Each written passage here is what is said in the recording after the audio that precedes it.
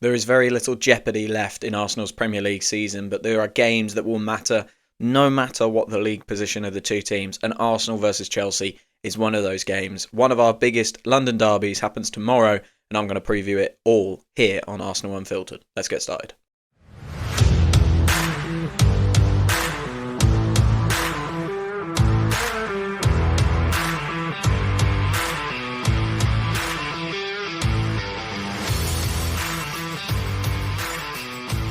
Hello and welcome back to another episode of Arsenal Unfiltered, your 3 times a week dose of Arsenal coverage with me, your host Mark. Wherever you are in the world, I really hope you're well and you are looking forward to Arsenal versus Chelsea tomorrow afternoon.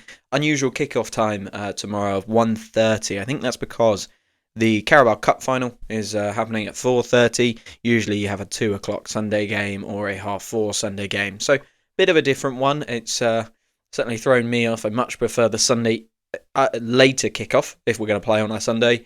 It should be an interesting game. I'm looking forward to it. We've got lots to go through this morning, starting with Mikel Arteta's press conference. A couple of notes on that. It felt like quite a short press conference, but some interesting things nonetheless. Having a little look at Chelsea, how they're doing, where they're at, and then looking at us, including predicting our lineup and predicting the score.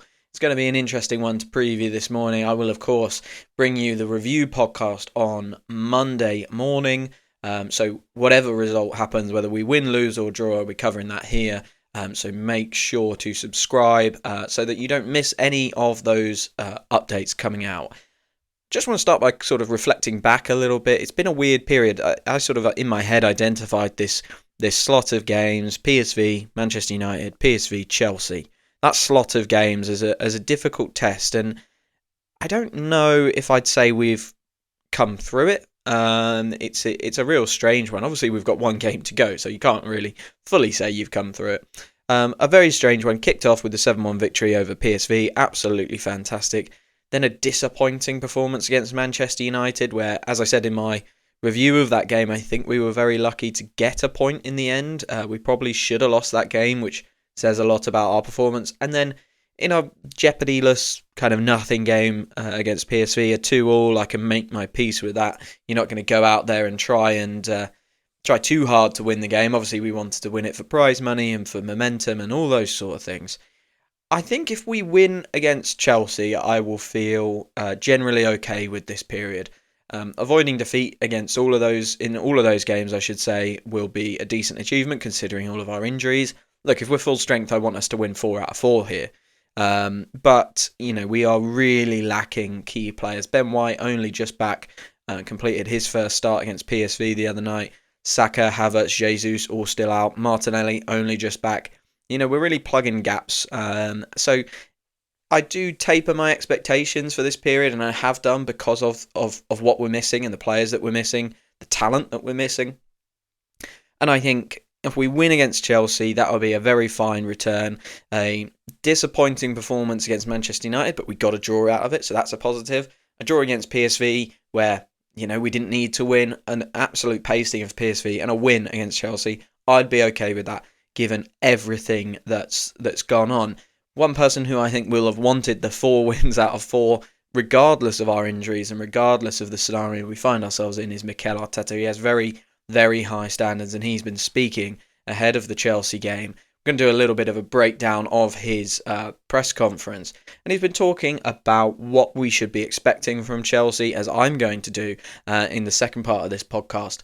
So he's kind of focused really, first of all, on the fact that they are very dominant on the ball, like we tried to be. They actually have the second highest possession percentage in the league, just behind Manchester City. So they are a ball dominant team. Coming on to that, that might play into our hands a little bit. We will come on to that and discuss how we might exploit some of how we might play well against Chelsea, I guess is what I want to say. But I thought the really interesting bit about the answer to this question, he's talking about how Chelsea want to play, have an aggressive high press and want to have the ball, and how they've got individual quality. The really interesting thing that I've picked out from this is this little bit of the quote. A lot of individual quality on that pitch. So it's about imposing what you want and the direction that you want to take the game And, this is the important bit, keep them very far from their strengths. I think that's going to be a key thing as well. I mean, that's such a Mikel Artetaism, isn't it? I think we do so much in our game model to stop the opposition playing to their strengths, exactly as he said there. A lot of our game model is about not having turnovers in central areas, playing out wide so that we are protected, making sure we've got our rest defense in the right spots to manage the opposition's counter-attacks or manage the opposition, in transition. I think it's really very interesting that he's actually pointed that out in a press conference here, because Chelsea have tons of attacking talent. We're expecting a kind of Neto, Palmer, and Nkunku, Sancho maybe, front four. Those players individually, are all very, very good. You could argue that the styles don't quite match, and some of those players might be out of form at the moment, but individual quality there is high. That is a very, very good offensive unit. So really interesting that Mikel Arteta has highlighted that, and I wonder then if that's something he has been working on with his team throughout this week, working on with the Arsenal players to say, actually, what are their strengths? Well, their strengths are pace out wide, their strengths are Cole Palmer, regardless of his form. We'll talk about him in a bit. Going through those four players, and I would presume that Arsenal will play quite high because of that. They will try and keep Chelsea as boxed in as possible and keep those players as far away from the Arsenal goal as possible. Chelsea will probably have to, play the game a little bit. And if they can cheat with one of those players, I would imagine it would be Pedro Neto due to his pace and his explosiveness. If they can cheat with one or two of them, they have a chance on the counter-attack, So they'll be looking at how they can manage this from the away team's perspective as well. It's going to be a really interesting tactical battle, as it always is in these games, right? Because sometimes when Arsenal come and play a team, we just know it's going to be a low block and it can get a little bit stale and we know what's going to happen. When I think you play two big teams against each other and they have similar styles where they both look to dominate the ball, it's always really interesting. Will one adjust, or will they just try and fight fire with fire? Will one come with a different plan? It will be really, really interesting. Another thing that will be really, really interesting is who will play up front for Arsenal. Mikel Merino has that spot right now. And I've heard, I've listened to some podcasts this week that are kind of very much saying that this is just not working as an option. A couple of people have been saying it on Blue Sky as well. And I get that. And I think I agree from a productivity point of view, from a style of play point of view. We aren't connecting with Mikel Merino up front in the way that we should do. However, I do think we've got to be really cautious with how we analyse this, because this guy is a backup. Let's be real. He is a backup left central midfielder. Now he's playing all the minutes up front. A very, very different position, and a position that Mikel Arteta demands a huge amount from. So, look, I think we can say it's not working, but we have to be really careful to not put that on Mikel Merino. I think it's just not working because he's not a striker. And actually, I think, is it 3 goals in his time during as a striker? He won us that game against Leicester. We'd be in a far more perilous position without him. So, I want to give him credit. But the question was posed to Mikel Arteta about Mikel Merino. Is he still the option up front, Mikel Merino, or will having Gabriel Martinelli back change that? Will we go to a kind of Trossard in the middle, Martinelli left, and Nwaneri right kind of forward line? Will it maybe even be Martinelli through the middle? That could be an option, I guess. Interestingly, Arteta highlighted that Martinelli he's ahead of schedule, and he spoke a lot about managing the load. We don't want to take any more risk, and we want to be careful with how we load minutes into Martinelli. And I think that's smart. Arsenal, like I said at the top, I think if we win this game, I'll be very happy with this period. But actually, a draw is not the end of the world, and it would allow us to keep pushing for our second place finish and keep us, in the driving seat, I guess, for that. It'll be coming through a difficult period of games against Manchester United, Chelsea. We played Nottingham Forest not that long ago, who are obviously there and thereabouts. To get through that without losing would be very, very beneficial for our overall league position. So what I think he'll be looking at is the risk of playing Gabriel Martinelli too great, for the fact that actually, one, his career and his time on the pitch for the rest of this season. The Real Madrid games coming up, they will want Martinelli fresh for that. They'll want everyone fresh for that, because that is an opportunity to give our season some life, I think. A win against Real Madrid would be massive. So he'll have that in his mind. And I think for that reason, I'll come on to my predicted lineup later, but I'm not predicting Gabriel Martinelli to start. I'm sure he will play a role. It's too big a game for Martinelli not to be involved, but I would imagine it'll be off the bench. And I imagine Trossard will move into the middle, and we will see Martinelli off the left. So that will be interesting. Another player who is injured at the moment and we are hoping to have back in the same way we've got Martinelli back very, very soon is Bukayo Saka. There was no update. He's stepping up, making good progress, and is back on the pitch, hopefully to be doing some kind of sprinting and kicking very, very soon. But he's with the group, even maybe on the peripheries, it seems like from the comments, but he is with the group again. So that's fantastic news. I'm going to come on to Chelsea now, and then I'll take a little break, and we'll talk Arsenal after the break. So Chelsea have got 4 wins from their last 4 games. Really interesting turnaround of form for them. We have to caveat that with those games were against Southampton, Leicester, and then Copenhagen twice in the Conference League. So not exactly their toughest fixtures that they're ever going to face. 2 of the Premier League's worst teams, probably the 2 worst teams in the Premier League, and then Copenhagen, who with Chelsea squad they should absolutely be beating, and they only just got through really against them, I think. Not through, they only just beat them in the second leg. So, you know, it's tighter than it looks at Chelsea. In the 5 games before the last 4, they'd only won against West Ham, losing twice to Brighton, once to Villa and once to Manchester City. So, you know, there are cracks at Chelsea. They had come out really firing fast at the start of the season, but I think overall recent form suggests that they have had a big dip. Cole Palmer is another, you know, along with Chelsea, he has had a big dip himself, and that might be part of the reason for Chelsea's drop in form. When your star player, and you rely upon for so many goals and assists, has a drop-off like that, it's much harder to win games. He's not scored since the 14th of January, so that is now over 2 months.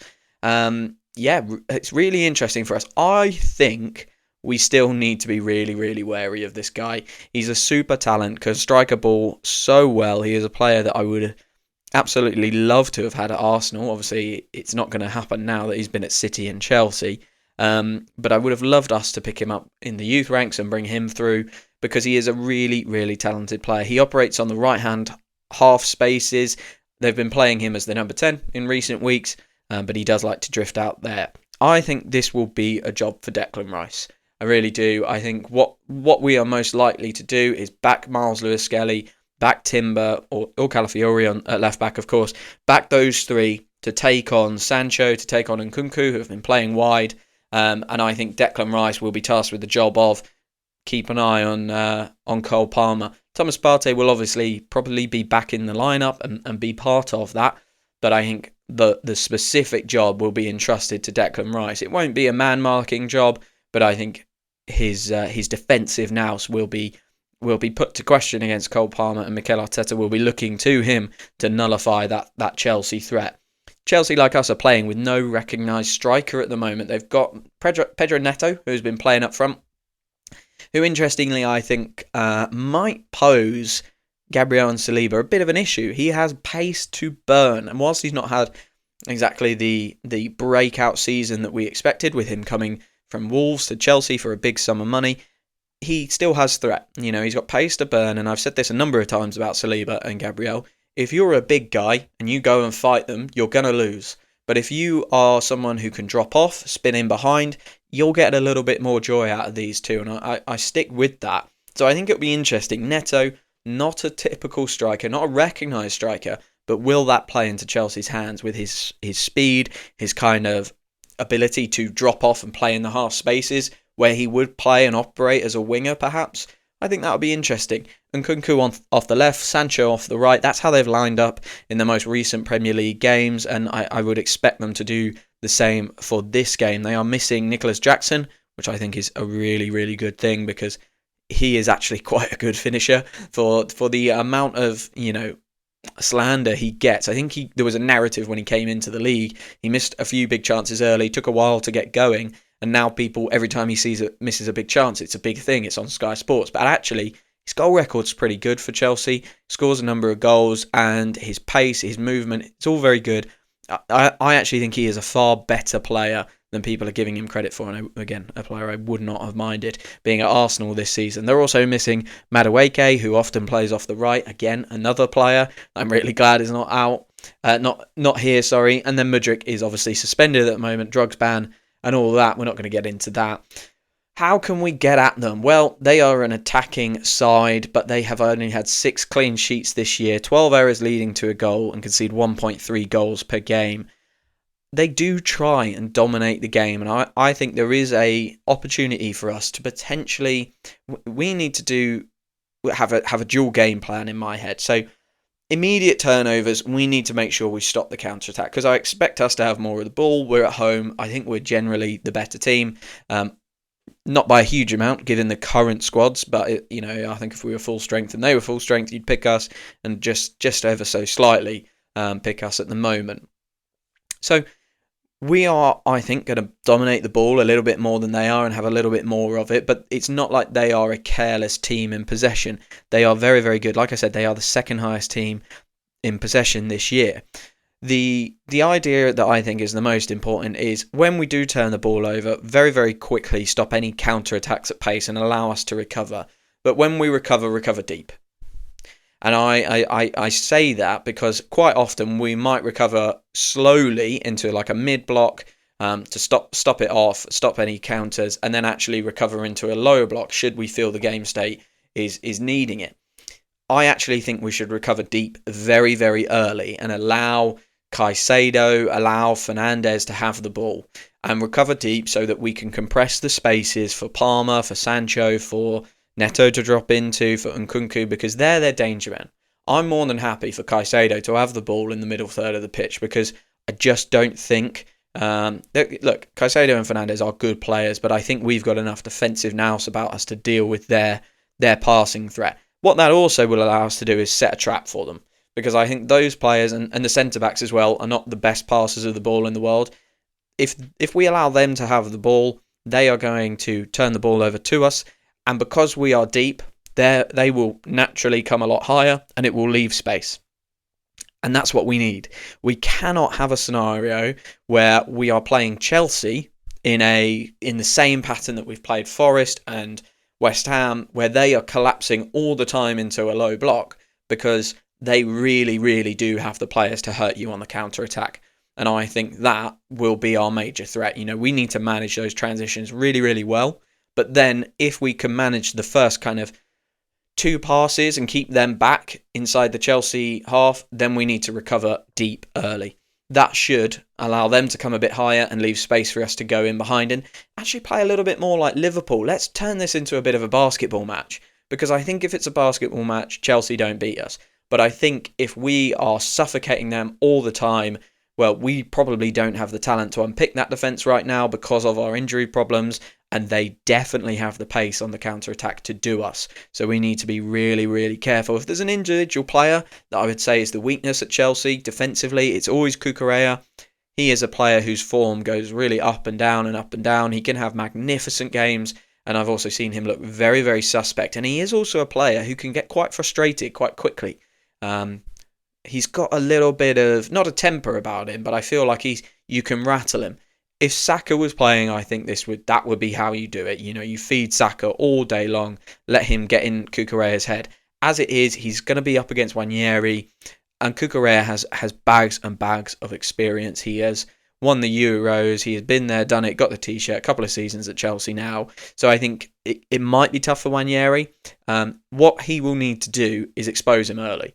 Because of that kind of mental fragility that Cucurella has, I think if Ranieri can do him early, down the right or the left, however, but just get on top in that battle, that might cause a little bit of a stinker going on in Cucurella's head. And I think that's how he'll have to do it. If not, it could be a long day for Ranieri. If Cucurella gets on top in that duel and that mental battle early, it might be a long day for the youngster.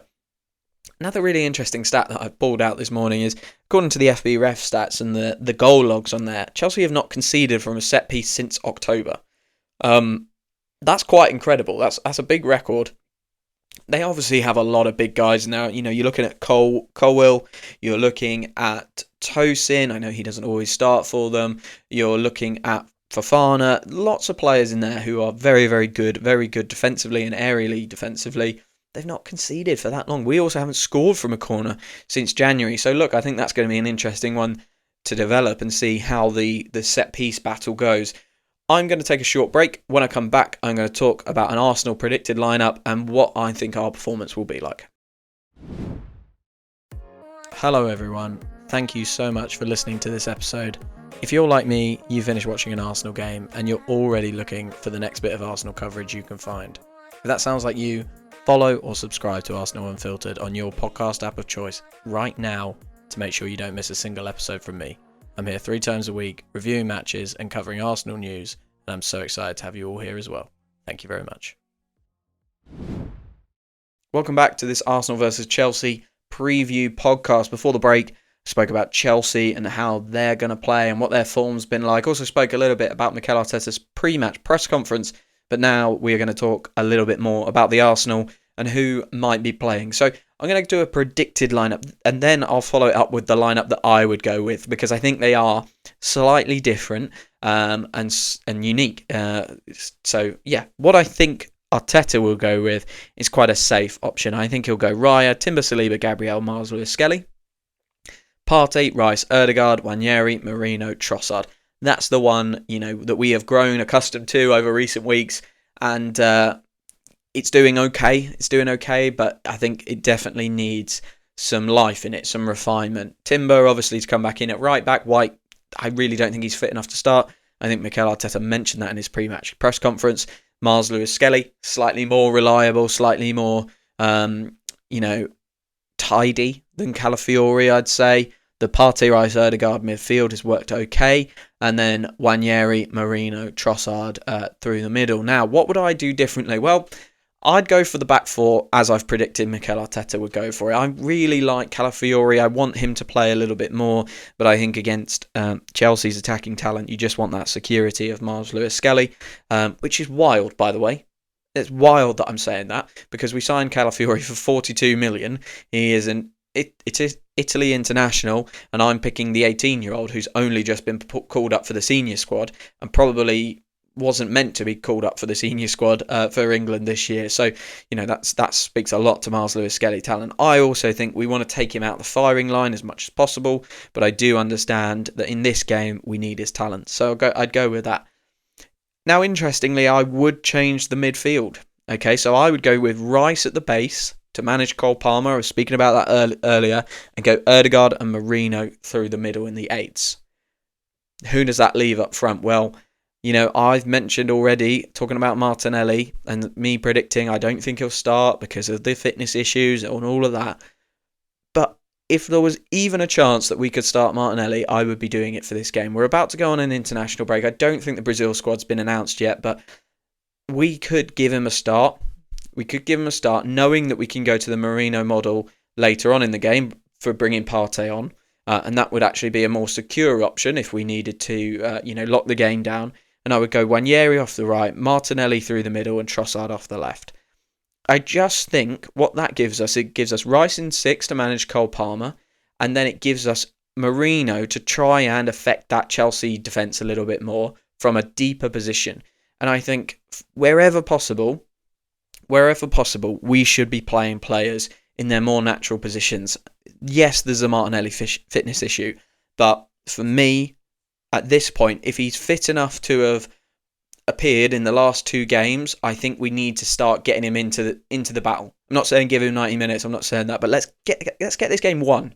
Let's get it won early. I don't like the idea, because a lot of people have been speaking about this, is you always have to have an option off the bench to change the game. Well, yeah, I agree to an extent, but when you don't have any other options, you should play your strongest team from the start, the team that you think is going to win you the game, and then improvise from there. I would much rather see us go in, try and win it, and then go, okay, well, we need to adjust, which either way. So yeah, if he's fit enough to have appeared in the last 2 games, I would go for him. I'd go with him through the middle as well, because I just think Trossard is far more effective off the left, and I like the idea of not having Partey up against Cole Palmer. I like the idea of Rice being in there to deal with that, and that gives you Merino to kind of crash the box, playing his more natural position and be more effective. For a long time we've seen Merino be in and out of the squad. We've seen him play consistently up front now. Okay, so he will be fit at least. He will be match sharp because he's been playing regularly. Let's get him back in his natural position. Let's try that. That's my feeling. I don't think you need Partey and Rice. I think if Rice is in there to manage Palmer, then you can play Odegaard and Merino, be a bit more offensive, and give us more attacking threat, which we really, really need, don't we? We really need that. Of course, there'll be no Raheem Sterling this weekend, tomorrow I should say. He can't play against Chelsea because we obviously have loaned him from Chelsea, so we will be a little bit light on attacking options, but Zinchenko has proved his worth in that kind of Odegaard role as well, so maybe we'll see him.